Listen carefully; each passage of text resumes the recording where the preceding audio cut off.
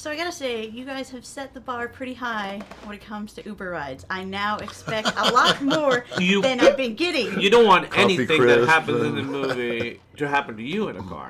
Well, if I could be that kind of badass on camera or in the car, But maybe. are you like expecting Canadian chocolate when you? Yeah, and at least some water, Yeah.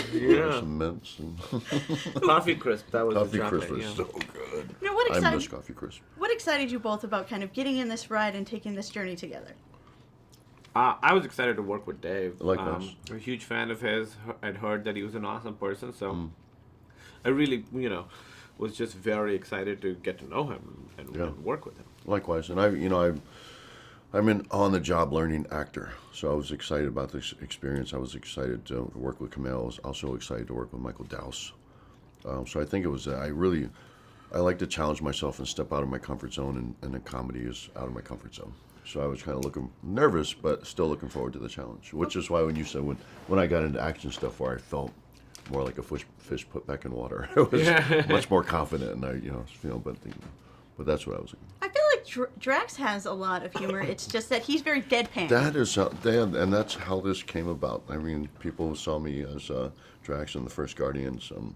He's just kind of a humorous character, which has nothing to do with me. It's the writing Yes, from it James. does. It's the writing from James the writing's Gunn. good, but you're great at that part too. But that's how people started looking at me as possibly doing a comedy, and that's how it all came about.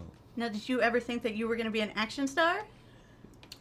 Yes. Yeah. Hopefully, I get to continue it. I love action movies, and I'd love to keep doing it. Now, talk to me about actually shooting these scenes, because my favorite one is the Jaws reference when you just throw the propane because, oh, this is going to be good and kind of gory. It's so surprising. I didn't know how gory that was going to be. No, I didn't either. Until I saw it. That was practical. That's not CG. It was disgusting. It's so gross. disgusting.